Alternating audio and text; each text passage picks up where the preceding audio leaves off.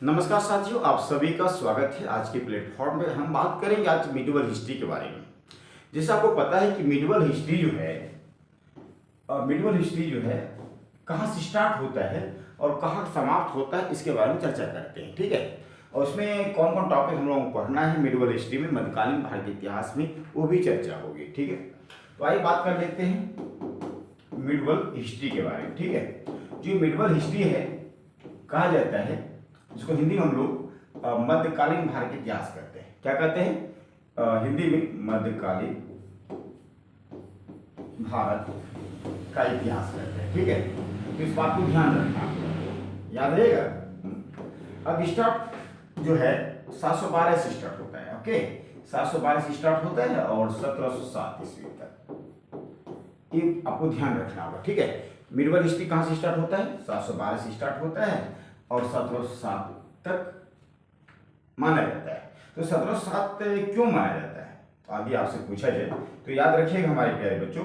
1707 जो है यहाँ पे आप नाम सुने होंगे, औरंगजेब। ठीक है, औरंगजेब, जो औरंगजेब है इसकी मृत्यु होती है 1707 में, औरंगजेब। तो वही बात करेंगे, ये क्या है भाई?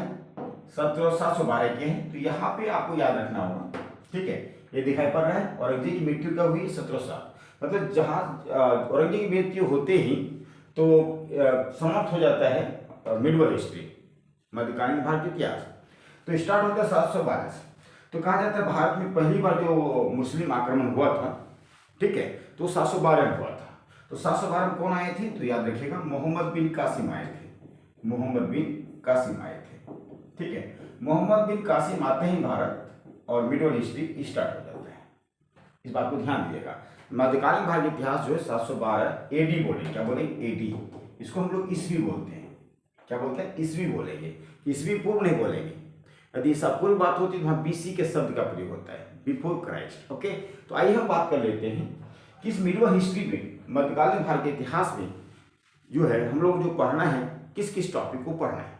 ठीक है, वो टॉपिक इंपॉर्टेंट क्या है, तो यहाँ पे नोट कर लेता हूँ। ठीक है, तो हेडिंग एनालिसिस पहले बात करेंगे जो है, ठीक है, इन्वेंशन ऑफ अरेबियन अटैक। ठीक है, तो अरेबियन जो मुस्लिम अटैक है वो हुआ है 712। तो ऐसे लिखेंगे यहाँ पे, अरब मुस्लिम आक्रमण। अरब मुस्लिम आक्रमण जो हुआ है वो 712 में हुआ है। ठीक है, अरेबियन मुस्लिम इन्वेंशन, पहला शब्द मतलब स्टार्ट यहाँ से होता है। तो यहाँ पे ध्यान दीजिएगा, साउथ इंडिया हो या नॉर्थ इंडिया हो, हमारे भारत में बहुत सारे डायनेस्टी हुआ करते थे, राजवंश हुआ करते थे, उनकी चर्चा हम करेंगे। लेकिन आपको जो मुख्य टॉपिक वनडे एग्जाम को लेके जो है वो हम बात करेंगे 712 से। आप ये नाम सुनोगे मोहम्मद गजनबी के बारे में, सुनिए मोहम्मद गजनबी। तो मोहम्मद गजनबी के बारे में हम लोग चर्चा करेंगे। ठीक है, मिडिवल हिस्ट्री में। ठीक है, ये लगभग 1000 से स्टार्ट करके और 1030 तक जो है ये भारत में करीब 17 बार आक्रमण करते हैं। ठीक है, कैसे किताब 1001 से स्टार्ट हुआ है, तो 1000 से लेकर 1030 तक जो है, ठीक है,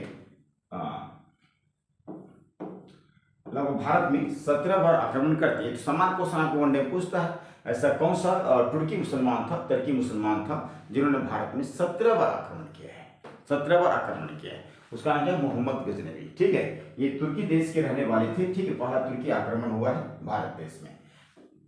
दूसरा तुर्की आक्रमण का नाम है मोहम्मद गोरी। ठीक है, मोहम्मद गोरी।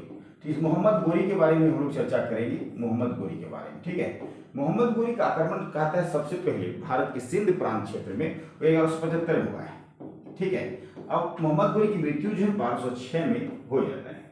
ठीक है, अब मोहम्मद गोरी की मृत्यु 1206 में जो पंजाब क्षेत्र में ट्राइब्स हुआ करते थे, नमाज पढ़ते समय मोहम्मद गोरी, जिस समय मोहम्मद गोरी नमाज पढ़ते थे, पढ़ रहे थे, उसी समय खोखर ट्राइब्स ने, खोखर जनजाति के द्वारा इसकी मृत्यु कर दिया जाता है। मृत्यु, ठीक है, मतलब इसको मौत के घाट उतार दिया जाता है, मार दिया जाता है मोहम्मद गोरी को। तो मोहम्मद गोरी के साथ एक गुलाम आए थे जिसका नाम था कुतुबुद्दीन ऐबक। ठीक है, तो कुतुबुद्दीन ऐबक जो है भारत आए तो इन्हीं के साथ, मोहम्मद गोरी के साथ। मोहम्मद गोरी के साथ में कई सारे जो हैं इनके गुलाम आए हुए थे, जैसे कि आलदुज भी आए थे। ठीक है, आलदुज आए थे और बख्तियार खिलजी भी आए थे, कुतुबुद्दीन ऐबक भी आए थे, इनके साथ आए थे। ठीक है, और किसके बाद ये जब मोहम्मद गोरी जाने से पहले सबको जो है अपना राज्य जो है डिवाइड कर दिया था। जैसे बख्तियार खिलजी को जो पटना बंगाल इनको सौंपा था, और ये नॉर्थ इंडिया के जो नॉर्थ इंडिया जो पार्ट्स है वो कुतुबुद्दीन ऐबक को सौंपा था। जो कुतुबुद्दीन ऐबक जो है यही एक ऐसा शक्तिशाली गुलाम निकला जिसका नाम कुतुबुद्दीन, ध्यान दीजिएगा।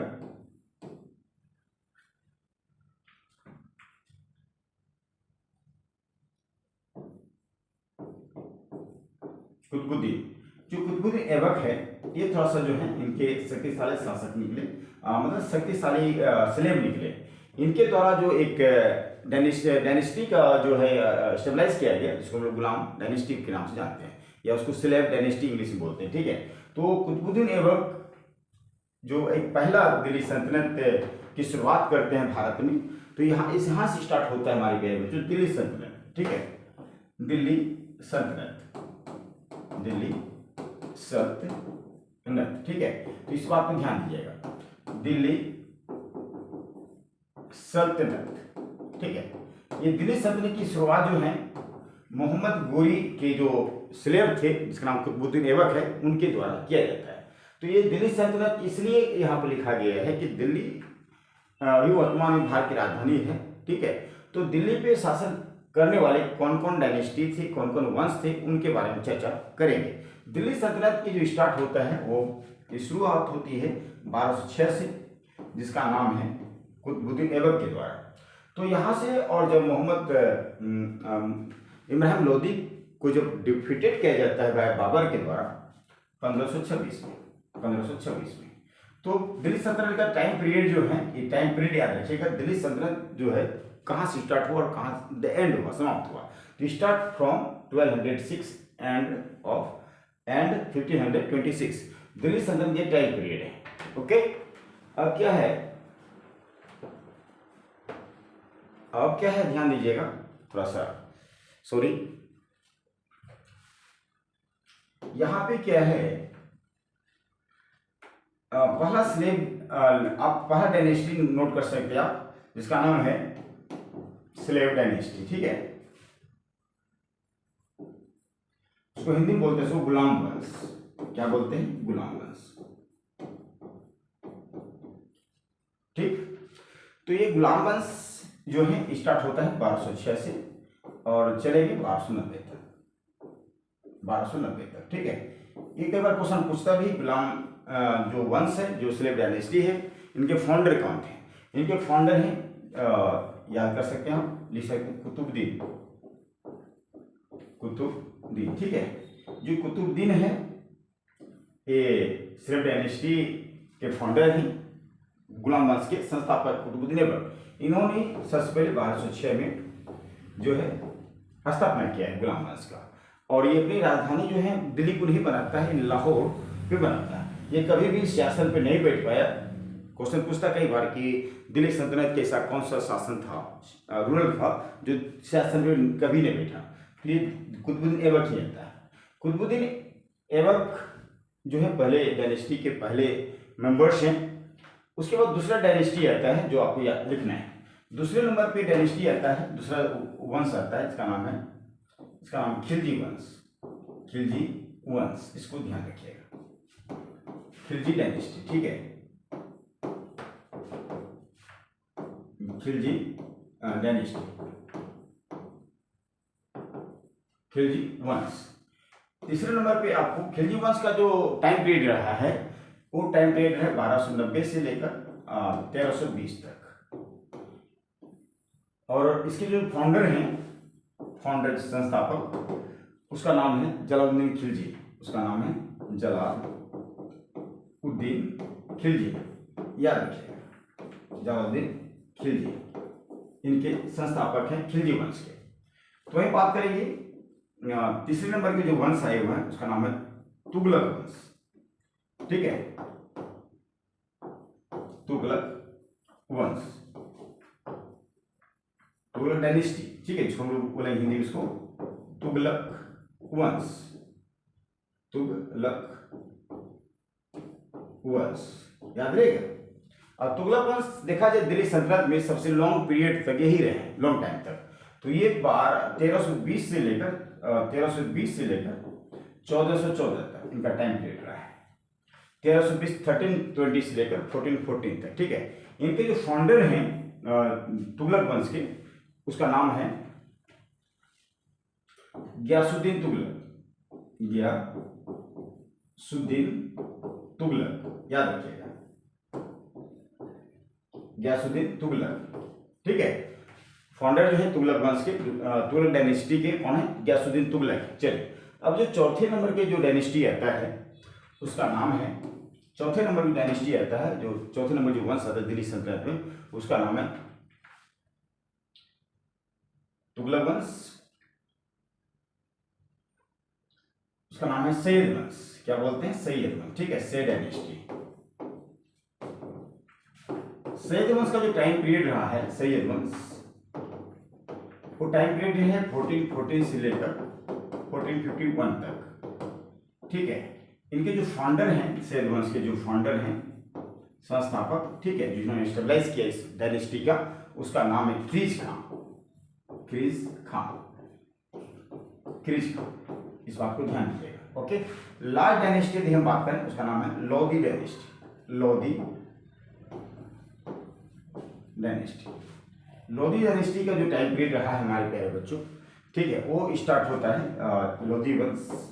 लोधी वंश के जो टाइम रहा है वो लास्ट यही है डायनेस्टी, 1451 से लेकर 1526 तक, 1526 तक। और यहाँ पे बाबर का अटैक होता है, ठीक है।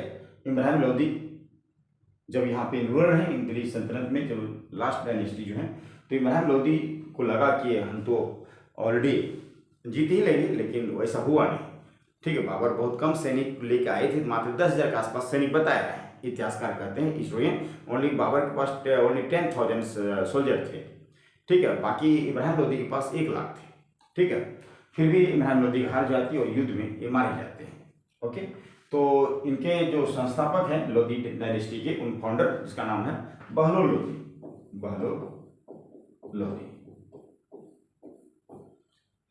ठीक है। ये था दिल्ली सल्तनत की कुछ इंपॉर्टेंट डायनेस्टी जो आपको याद रखना है, राइट, ओके। अब उसके बाद कुछ इंपॉर्टेंट टॉपिक है जो आपको ध्यान रखना है मिडिवल हिस्ट्री में। तो मिडिवल हिस्ट्री में हमारे प्यारे बच्चों जो और इंपॉर्टेंट टॉपिक है, जैसे कि आप विजयनगर की साम्राज्य, ठीक है, विजयनगर एम्पायर जो है, इनको भी आपको याद रखना है। विजयनगर साम्राज्य, विजयनगर एम्पायर, हरिहर एंड बुक्का के द्वारा इसका जो है संस्थापक हैं हरिहर एंड बुक्का, ओके। इसकी स्थापना देखा जाए 1336 में इसकी स्थापना हुआ था, ठीक है। उसके बाद यदि हम बात करें बहमनी एम्पायर, बहमनी साम्राज्य, तो बहमनी साम्राज्य की जो स्थापना हुआ है ये 1346 हुआ है, ठीक है, 1346 में। ये तो आपको स्टडी करना ही करना है। उसके बाद जो इम्पोर्टेंट टॉपिक जो है सुफिशन एंड भक्ति मूवमेंट, ठीक है, भक्ति मूवमेंट, भक्ति आंदोलन, इस टॉपिक को भी देखना है, हल्का फुल्का, ज्यादा ही देखना है, ओके। तो फिर आगे हम बात कर लेंगे मुगल एम्पायर के बारे में। मुगल एम्पायर, ठीक है, मुगल एम्पायर, तो ये मुगल एम्पायर है जिसको हम लोग मुगल साम्राज्य बोलते हैं, मुगल साम्राज्य, ठीक है। ये हम लोग मिडिवल हिस्ट्री में पढ़ेंगे, मुगल साम्राज्य भी जो है हम लोग मिडिवल हिस्ट्री में पढ़ेंगे। तो मुगल साम्राज्य स्टार्ट होता है 1526 से लेकर और 1707 तक। उसे जो इसका जो मतलब उतना प्रभावी कोई डायनेस्टी, मतलब प्रभावी एम्पायर नहीं आया है 1707 के बाद। तो 1857 की भी बात करें, 1857 तक रहा है मुगल एम्पायर, जो रूल रहा है बहादुर शाह जफर सेकंड, वो 1857 तक रहा है। लेकिन स्ट्रॉन्ग यदि मुगल एम्पायर शासक के रूप में देखा जाए तो औरंगजेब द लास्ट है, औरंगजेब लास्ट, इसलिए तो 1707 तक ही स्टडी किया जाता है। लेकिन फिर भी जो छोटे मोटे राजा आए हुए हैं मुगल एम्पायर के, जैसे फर्रुखशियार आ गया, ठीक है, जहांदार आ गया, ठीक है, उसके बाद मोहम्मद सरंगीला आ गए, शाह आलम द्वितीय आ गए, ये सब बारे में अकबर द्वितीय आ गए। तो उसके बाद हम थोड़ा बहुत नॉलेज रखेंगे, उनको भी पढ़ाया जाएगा। तो मुगल एम्पायर तक जो है 1526 तक 1707 तक हम कंटिन्यू हम स्टडी करेंगे मिडिवल हिस्ट्री में। ये टॉपिक मैंने आपके बीच वर्णन किया है, ठीक है। तो उसी प्रकार मैं आपको सिलेबस से दे दूंगा एशियन हिस्ट्री का भी और मॉडर्न हिस्ट्री का। मॉडर्न हिस्ट्री में क्या क्या टॉपिक हम लोगों को पढ़ना होता है वो भी हम आपके साथ डिस्कशन कर लेंगे, ठीक है। तो मिडिवल हिस्ट्री के बारे में ये सारे टॉपिक अपनी कॉपी में नोट कर लीजिएगा, ये सारे टॉपिक आपको पढ़ाया जाएगा। समझ में आ गया? चलते फिर मिलते हैं हम लोग नेक्स्ट सेशन में। Thank you so much.